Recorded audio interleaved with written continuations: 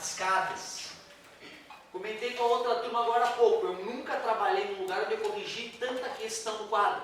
Aí a galera riu e, tomara que seja um elogio. É óbvio que é um elogio, porque dá para nascer o sujeito que vai ficar bom em alguma coisa sem exercitar e errar horrores. Não existe isso. Eu fiquei exercitando, fiquei acertando e fiquei bom. Isso não existe. Não acredite na pessoa que te contou essa história, certo? As pessoas só ficam boas errando. Tem até aquela velha história, né, de que o especialista numa certa área é o cara que já cometeu todos os erros naquela área. 13 então da página 372. Uma pequena quantidade de um gás ideal é mantida hermeticamente fechada dentro de um cilindro rígido dotado de um êmbolo. Dá até para fazer o cilindro e o êmbolo. Ali tem o gás. Puxando-se rapidamente o êmbolo, verifica-se uma diminuição da temperatura do gás, mas com certeza, expandir o gás, ele vai gelar. Em relação à transformação sofrida por esse gás, é verdadeiro afirmar que o gás aumentou num processo isobárico. Não, peraí. P vezes V sobre T é igual a P vezes V sobre T. Certo? Quando ele disse que o volume aumentou, já que isso vai se manter constante, né, para o volume ter aumentado em relação a esse, e outra, para a pressão ter diminuído, para a temperatura ter diminuído, né, o volume aumentou e a temperatura diminuiu. Para isso aqui continuar constante, só se a pressão cair enormemente, né? Esse número cresceu, o resultado vai crescer. Esse número diminuiu, o resultado vai crescer ainda mais. Então a pressão vai ter que cair drasticamente para esse valor continuar constante. Um absurdo. Letra B. A pressão diminuiu num processo isovolumétrico. Que a pressão diminuiu, eu concordo, acabamos de analisar. Mas ele não falou que o êmbolo é puxado para cima?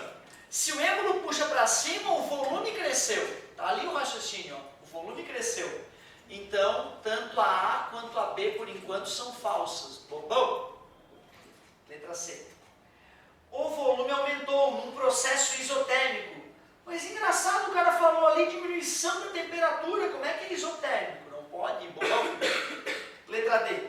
O volume aumentou proporcionalmente mais do que a pressão diminuiu.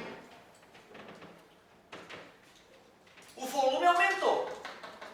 Ele afirmou que a temperatura diminuiu, não fui eu que concluí. Ele afirmou.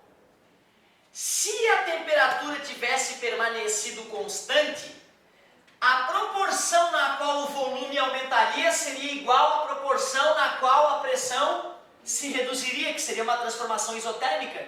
Mas o fato da temperatura ter caído me garante que a pressão tem que ter caído mais do que o volume aumentou. Porque o volume aumentando, eu bastaria reduzir a pressão na mesma proporção. Mas com a temperatura diminuindo, eu vou ter que dar uma reduzida a mais na pressão para compensar, né, a tendência de crescimento que existe nessa divisão quando o número de baixo diminui.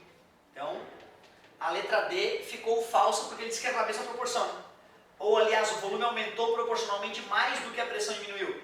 Se esse cara aumentou mais do que esse diminuiu, então como é que essa coisa ficou constante se esse cara também diminuiu? Quando diminui o cara de baixo, aumenta a resposta, cuidado, hein? Só pode ser a letra E, mas vamos analisar com consciência e humildade. A pressão diminuiu proporcionalmente mais do que o volume aumentou, com certeza. Porque se o volume dobrou, se a pressão cair pela metade, não continua constante não, porque a temperatura também diminuiu, aumentando esse resultado. Então, se o volume dobrou e a temperatura caiu a 1/3, esse cara vai ter que cair pela metade e vai ter que cair a 1/3 para poder compensar esse aumento e esta redução. Então, com certeza, é o item E. Outra, eu estou acostumado a trabalhar matematicamente, né? Então tu vê, eu estou falando e raciocinando contigo. Se tu não tem isso bem desenvolvido, tem que parar para pensar com calma. Primeiro lembrando que y sobre x, quando eu aumento x, o resultado cai. E vice-versa.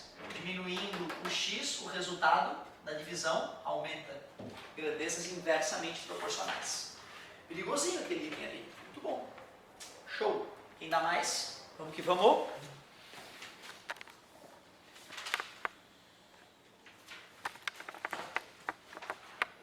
Se nós formos ver, cara, é um momento perfeito para a gente comentar rapidamente aquela história do desodorante aerosol, né? Fica geladinho e o vestibular volta e meia questiona a galera por que fica geladinho. A ideia é a seguinte, eu vou usar termodinâmica. Calor se transforma em trabalho mais variação de energia interna. Quando eu faço um gás se expandir, é tão rápido que ele se expande que não dá tempo dele receber calor. Por isso que a expansão de um gás é geralmente considerada adiabática, que é igual a zero. Botando zero no quê? Fica assim, ó, a primeira lei termodinâmica. Vou passar o ΔU, a variação de energia interna, para o outro lado, e está aí a explicação. Um gás, quando se expande, ele realiza trabalho. E o trabalho que ele realizar vai ser o equivalente à energia interna, que a energia interna vai perder. Se o gás realiza 10 joules de trabalho na expansão, essa energia para ele se expandir veio da sua energia interna. E como a energia interna depende da temperatura, a única explicação para a temperatura, para a energia interna dele ter diminuído, é a temperatura ter diminuído. Então, com essa equação e com a primeira lei termodinâmica aplicada numa situação de transformação adiabática, explica termodinamicamente por que o gás esfria quando se expande rapidamente. Só para dar um aporte teórico melhor para essa questão. E aí, galerinha, deve ter mais alguma perdida por aí? Vamos que vamos, 20.